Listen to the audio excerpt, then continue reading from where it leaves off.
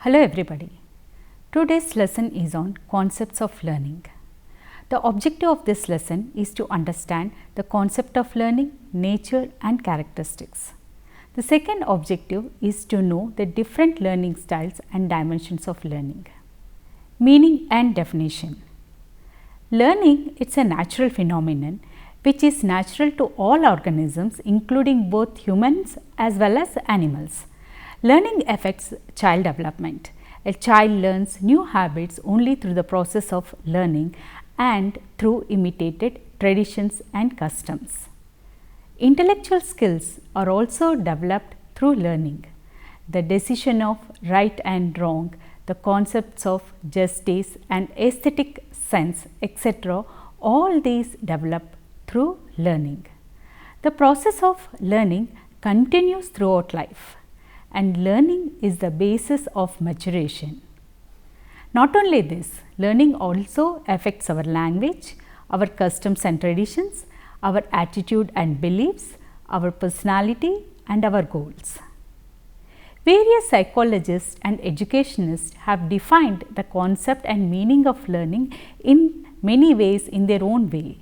Some define learning as a process, some as a change in the performance, and some define learning as acquisition and retention of knowledge. Now, let us see some of the psychologists' views and meaning of learning. According to Gestalt's view, the basis of learning is to gain knowledge after observing the whole structure and responding towards the entire situation. That is what he defines as learning. Kurt Lewin has presented the field view of learning and explained that learning as a direct cognitive organization of a situation, and motivation has a significant role and place in learning. According to Woodworth, the process of acquiring new knowledge and new response is the process of learning. According to Kornbach, learning is shown by a change in behavior as a result of experience.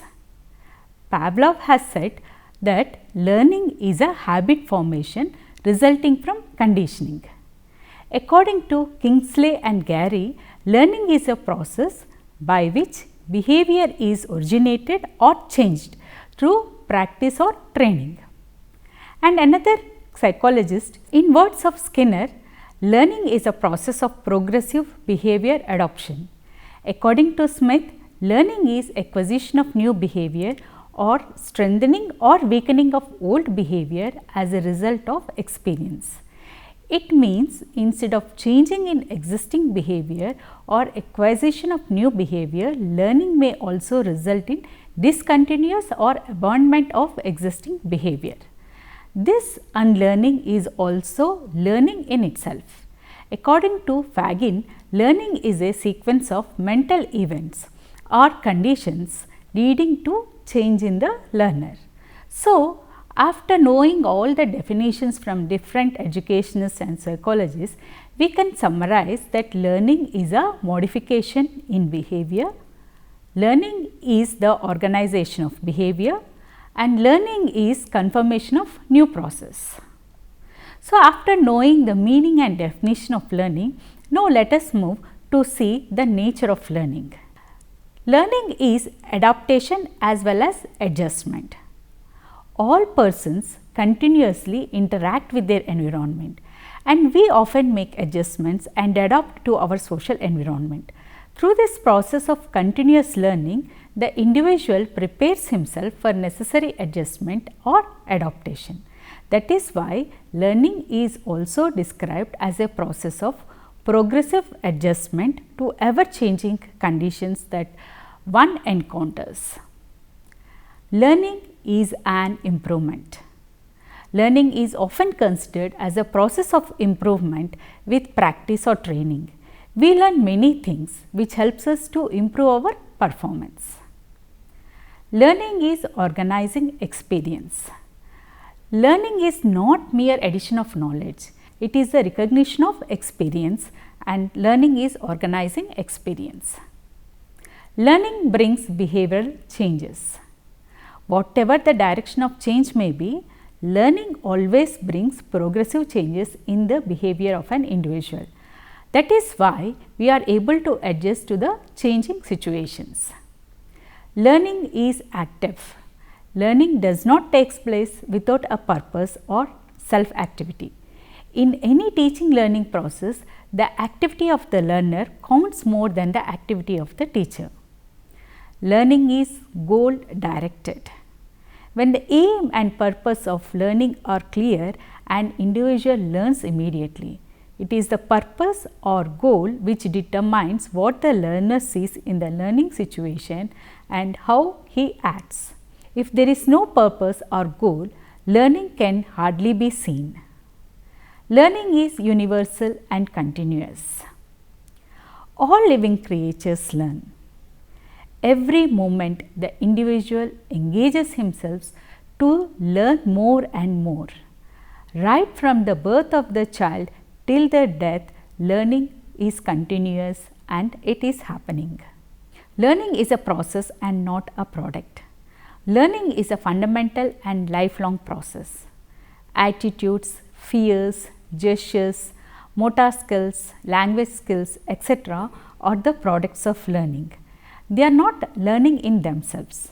In a classroom, when learning is viewed as something external, then for example, if something like shopping, people go out and buy knowledge, then it becomes their possession.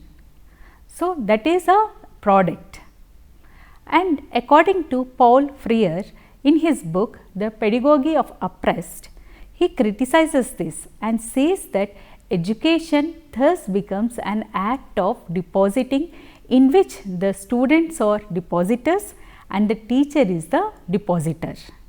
In this banking concept of education, the teacher is the subject of learning process while the pupils are mere objects. Whereas, when learning is viewed as a process, it is viewed something internal and personal. It is something that a child does in order to understand the real world and use it as a tool for survival. So, this is about the nature of learning. Now, let us see the characteristics of learning. As we have understood that learning is growth, adjustment, organization of experience, purposeful, both individual and social product of environment.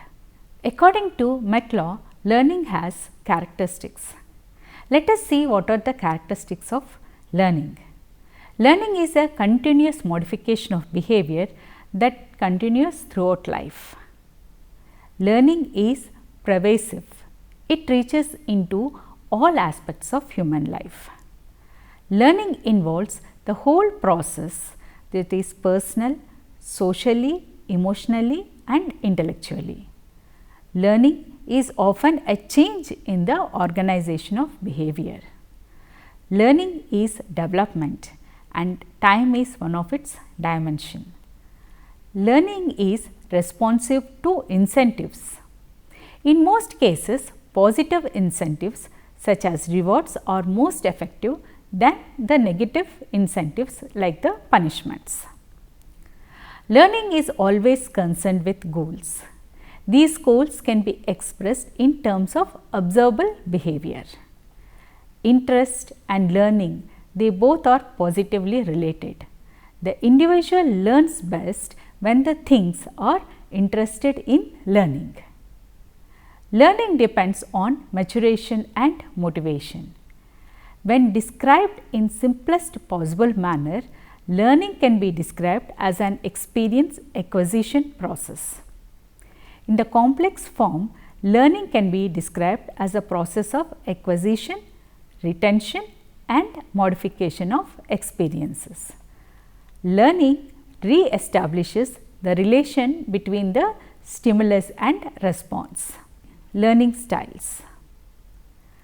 The 4 core learning styles in work model, VARK work model includes visual, auditory, reading and writing and kinesthetic. So, let us see each learning style. The first comes visual, V for visual. Visual learners are better able to retain the information when it is presented to them in a graphic description like arrows, charts, diagrams, symbols and something similar to that.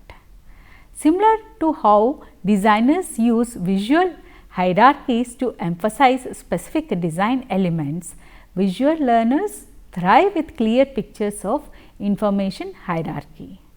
That is visual learning style. The second learning style is auditory learning style. Sometimes this auditory learning style is also known as oral learners.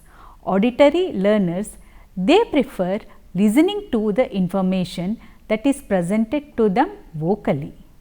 These learners work well in groups and settings where vocal collaborations is present and enjoys reading aloud to themselves. That is about the auditory learning style. And then coming to the third learning style, it is reading and writing. Focus on the written words, reading and writing learners, they succeed with written information on worksheets, presentations or any other kind of text heavy resources. These learners are note takers and perform strongly when they can refer within the written text. The last one in the work model after visual, auditory, read and written is the kinesthetic. Taking physically active role, kinesthetic learners need to have hats on and thrive when engaging all their senses during the coursework. These learners tend to work well in scientific studies due to the hands-on lab component of the course. So, these are different types of learning styles. Now, let us see the different types of learning. First one is the skill learning. Right from the birth, the child acquires skill. His bodily organs learn to handle things. He moves his legs and begins to crawl. In course of time, he learns other motor skills like walking, speaking, drawing, writing, reading, playing music, cycling and swimming. So, all this type of learning is known as skill learning. Then comes the perceptual learning. The child gets the sensation through his organs of sense and he attaches meaning to each of these sensations. The earliest sensation of an infant are undifferentiated to the extent that he cannot differentiate between the object from one another. In course of time, he recognizes specific objects and perceives these separately.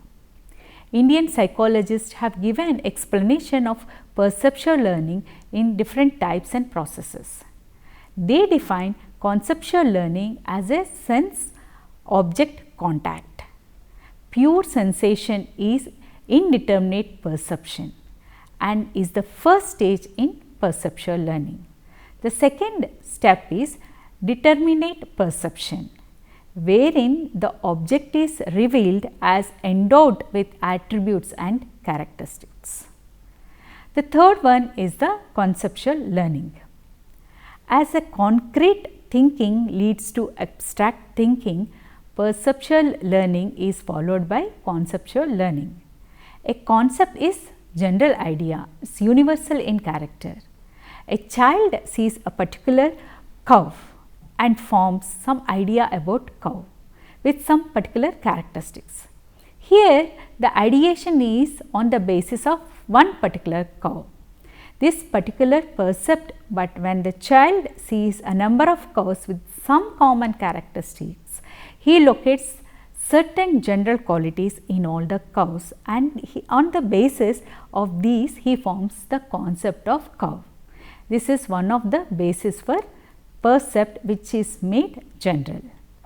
The next type of learning is associative learning. Conceptual learning is helped by associative learning in amassing the wealth of knowledge. New concepts are tagged with the past concepts through association and such knowledge formation happens. The fifth one is appreciational learning. While the concept learning is on affective side, A child from the very beginning utilizes his inborn traits of aesthetic sensibility and acquires concepts colored by appreciation. The next one is attitudinal learning. Attitudes. They are generalized dispositions on particular or certain concepts, things, persons and activities. A child develops attitudes of affection towards his mother, an attitude of reverence towards a teacher or any member of the family. His attitude towards play is most favorable, and all this he learns and adopts gradually. So, these are different types of learning. Now, let us move to modes of learning. Learning by observation. Observation is the basic requisite for any kind of learning to happen. By observation, here we do not simply mean seeing a thing, rather it refers to the act of perceiving and observing the stimulus. Thus, in the process of observation, we not only take the help of our eyes alone, but also we are using all our sense organs. The presence of stimulus can be recorded with the help of our capability of perceiving, seeing, listening, smelling, tasting and touching. It may be amusing or take you by surprise if it is said that we have eyes yet we are blind. Such a statement may be confusing, but it has a clarification. The point of emphasis here is that there are so many objects around us, but we take notice of only few of them. Just ponder upon the explanation and we will realize the underlying truth. In fact, we pay attention to the things that of our interest only. We can never be certain whether the interest precedes attention or its attention precedes the interest. It is because both interest and attention, these two are inseparable. Interest is feeling the side of the attention. By nature, all living things are interested in something or the other. This interest is amused by the result of impulse invoked by instincts. The greater the impulse, the more is the amount of interest attached to it, and the greater the interest, the more the attention paid to the object. Therefore, it can be said that interest is latent attention and attention is interest in action. However, the necessary conditions of both interest and attention to any object is that the mind should be organized, either innate or through experience, that it can think about the object and maintain a desire to know more and more about it. This type of mental or psychomotor activity leads us to learning about that object, and we often use attention in order to achieve the faster learning in learners. We evoke interest in children by presenting concrete objects, illustrations, pictures, modules, etc. in the class and relating the topic to them. However, this interest is a primitive in nature. We should not be satisfied with this kind of interest only. The interest can be sustained only if the learner are given an opportunity for observing new phenomena and by bringing a variety in teaching. If we try to keep their attention and old objects for a longer time, it becomes boring for them. So, if they are need to be encouraged to observe various aspects of the concept to be learned, we can help them to sustain their attention for a longer time and help them to learn more about the concept. Next, we will see learning by imitation. Living beings can learn a great deal by observing, but they should also try to emulate others for perfecting their performance and learning. Like observation, imitation is also an innate tendency of the child. Imitation is the tendency to repeat the observed actions of others. In the beginning, the child learns the movements, actions, gestures by imitation. The capacity of imitating is very much prominent in children, and if we observe, they take a delight in imitating. As they grow, they learn many athletic, industrial and professional skills by imitating the moving picture demonstration of a skilled performance. The third kind of learning mode is learning by trial and error method. In many situations, we learn by trial and error method. Here, we make a number of attempts for particular task or a problem and find more attempts of rewarding. The satisfying feeling of rewards, it strengthens the particular stimulus response connection, while the unsuccessful attempts are stamped out throughout practice. This type of learning is based on Thorndike's theory of connectivism. It implies that through conditioning, specific responses are linked with specific stimuli. The connection between stimuli and response are formed through random trial and error method. The law of trial and error was formulated after experiments on a hungry cat which is imprisoned in a cage. When the cat could press the lever of the cage through several trials, it could get food as a reward. The number of unsuccessful attempts have been reduced through practice and successful attempts got strengthened. The law has significant implication in classroom learning. When used appropriately by the teacher, they can help in developing the skill and vocabulary and memorizing abilities of the children. Some of the laws of underlying to trial and error learning are law of readiness, law of effectiveness and law of exercise. With regard to law of exercise, Thorndike begins to think that reward and punishment were not equal but opposite in effect. Reward strengthens the connection considerably, but punishment does not weaken the connection to the same degree as that of rewards. The intensity and speed of reward is influencing and greater than that of the punishment. Reward also brings healthy and desirable improvement in the personality of the child. In this way, Thorndike began to give more importance to reward and prize in place of punishment or blame. The next learning mode is learning by insight.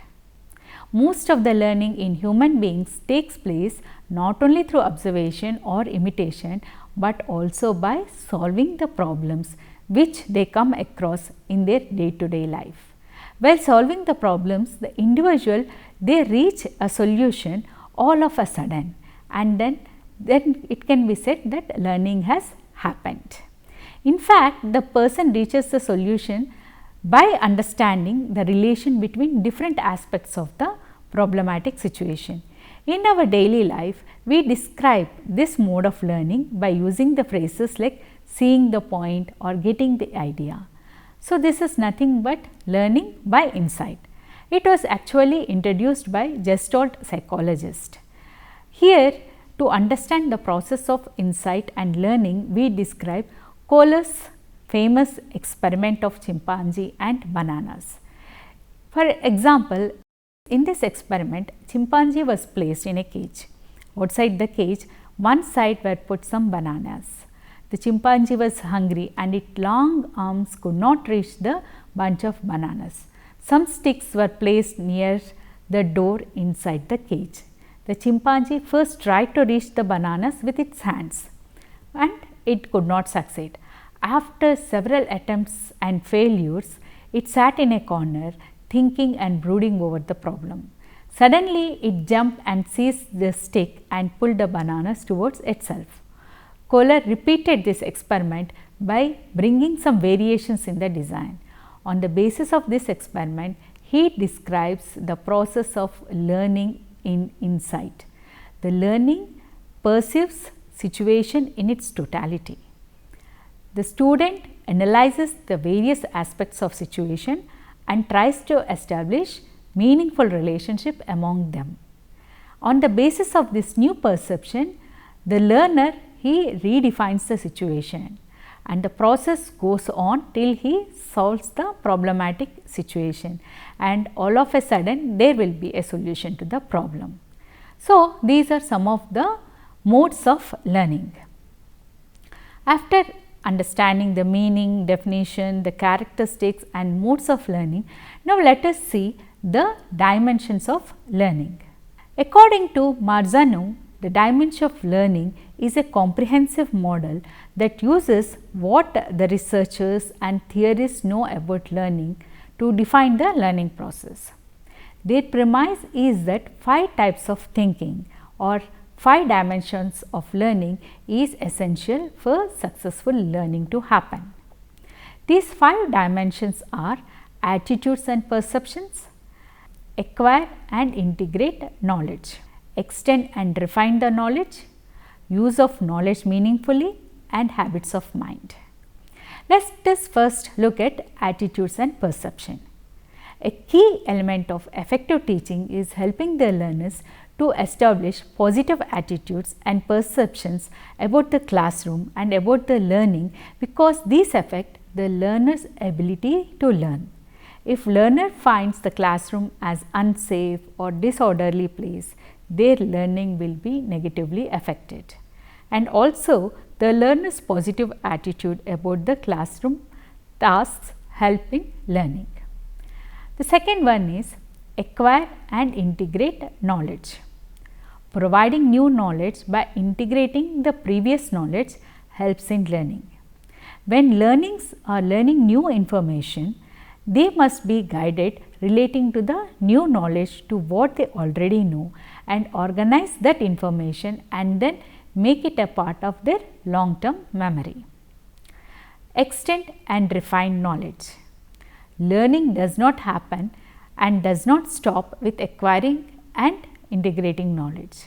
Learners should develop an in-depth understanding through the process of extending and refining their knowledge, that is by making new distinction, clearing up the misconceptions and reaching some conclusions.